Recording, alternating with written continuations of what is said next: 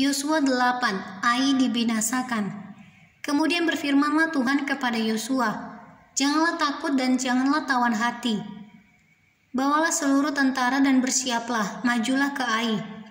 Ketahuilah aku serahkan kepadamu raja negeri Ai, rakyatnya, kotanya dan negerinya. Dan haruslah kau lakukan kepada Ai dan rajanya, seperti yang kau lakukan kepada Yeriko dan rajanya. Hanya barang-barangnya dan ternaknya boleh kamu jarah. Suruhlah orang bersembunyi di belakang kota itu." Lalu bersiaplah Yosua beserta seluruh tentara untuk pergi ke Ai. Yosua memilih 30.000 orang, pahlawan-pahlawan yang gagah perkasa. Mereka disuruhnya pergi pada waktu malam, dan kepada mereka diperintahkannya, katanya, "Ketahuilah kamu harus bersembunyi di belakang kota itu untuk menyerangnya. Janganlah terlalu jauh dari kota itu, dan bersiap-siaplah kamu sekalian. Aku dan semua orang yang bersama-sama dengan aku akan mendekati kota itu.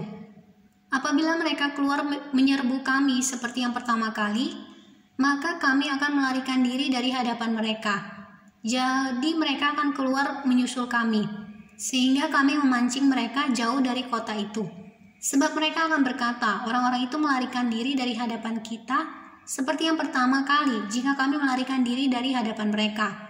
Maka kamu harus bangun dari tempat persembunyianmu itu untuk menduduki kota itu. Dan Tuhan Allahmu akan menyerahkannya ke dalam tanganmu.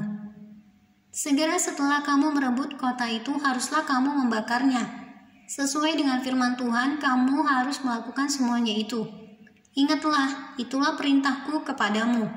Demikianlah Yosua menyuruh mereka pergi, lalu berjalanlah mereka ke tempat persembunyian dan tinggal di antara Betel dan Ai di sebelah barat Ai. Tetapi Yosua bermalam di tengah-tengah rakyat pada malam itu. Keesokan harinya Yosua bangun pagi-pagi, lalu diperiksanyalah barisan bangsa itu, dan berjalanlah ia maju beserta para tua-tua orang Israel di depan bangsa itu ke Ai. Juga seluruh tentara yang bersama-sama dengan dia berjalan maju. Mereka maju mendekat lalu sampai ke tentangan kota itu. Kemudian berkemahlah mereka di sebelah utara Ai, sehingga lembah itu ada di antara mereka dan Ai. Yosua telah mengambil kira-kira 5.000 orang, lalu disuruhnya mereka bersembunyi di antara Betel dan Ai di sebelah barat kota itu. Beginilah rakyat itu diatur. Seluruh tentara itu di sebelah utara kota dengan barisan belakang di sebelah barat kota.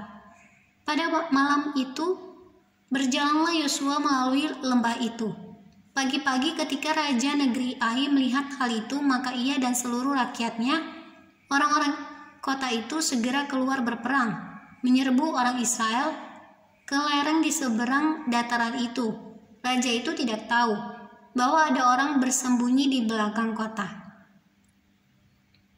Yosua dan seluruh orang Israel itu berlaku seolah-olah dipukul mundur oleh mereka, lalu melarikan diri ke arah padang gurun. Sebab itu semua orang yang ada di kota dikerahkan untuk mengejar orang Israel. Maka mereka mengejar Yosua, sehingga makin jauhlah mereka terpancing dari kota.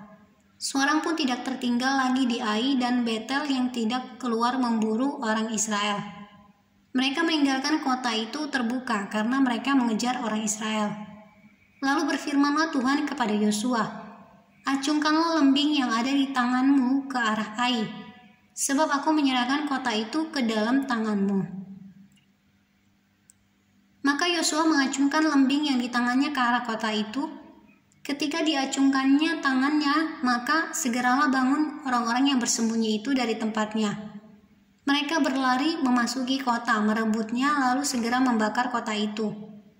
Ketika orang Ai berpaling menoleh ke belakang, tampaklah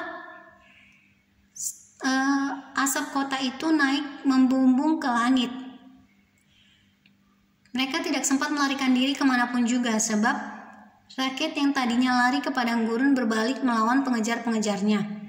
Ketika Yosua dan seluruh Israel melihat bahwa orang-orang yang bersembunyi itu telah merebut kota dan bahwa asap kota itu naik membumbung, berbaliklah mereka, lalu menewaskan orang-orang Ai. Sementara itu juga keluar orang-orang Israel yang lain dari dalam kota menyerbu orang-orang Ai.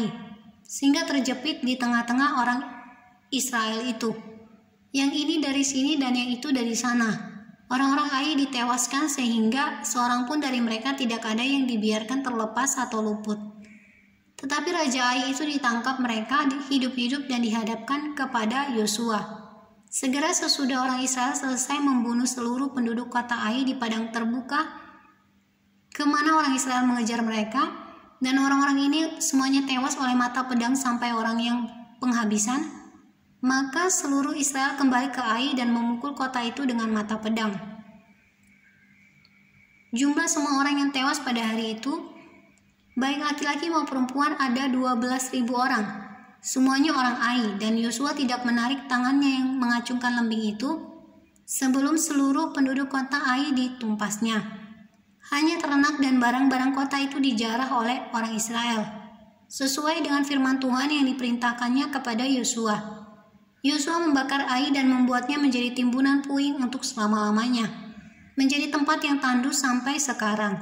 Dan Raja Ai digantungnya pada sebuah tiang sampai petang. Ketika matahari terbenam, Yosua memerintahkan orang menurunkan mayat itu dari tiang, lalu dilemparkan di depan pintu gerbang kota. Kemudian didirikan oranglah di atasnya suatu timbunan batu yang besar yang masih ada sampai sekarang. Mesbah di Gunung Ebal, pembacaan hukum Taurat. Pada waktu itulah Yosua mendirikan mesbah di Gunung Ebal bagi Tuhan, Allah Israel, seperti yang diperintahkan Musa, hamba Tuhan, kepada orang Israel. Menurut apa yang tertulis di dalam kitab Musa, suatu mesbah dari batu-batu yang tidak dipahat, yang tidak diolah dengan perkakas besi apapun. Di atasnya lah mereka mempersembahkan korban bakaran kepada Tuhan dan mengorbankan korban keselamatan. Dan di sanalah di atas batu-batu itu dituliskan Yosua salinan hukum Musa yang dituliskannya di depan orang Israel. Seluruh orang Israel, para tua-tuanya, para pengatur pasukannya, dan para hakimnya berdiri sebelah menyebelah tabut, berhadapan dengan para imam yang memang suku Lewi, para pengangkat tabut perjanjian Tuhan itu, baik pendatang maupun anak negeri. Setengahnya menghadap ke gunung Gerizim dan setengahnya lagi menghadap ke gunung Ebal, seperti yang dahulu diperintahkan oleh Musa, hamba Tuhan, apabila orang itu memberkati bangsa Israel. Sesudah itu dibacakannya lah segala perkataan hukum Taurat, berkatnya dan kutuknya, sesuai dengan segala apa yang tertulis dalam kitab hukum. Tidak ada sepatah kata pun dari segala apa yang diperintahkan Musa yang tidak dibacakan oleh Yosua kepada seluruh jemaah Israel dan kepada perempuan-perempuan dan anak-anak dan kepada pendatang yang ikut serta.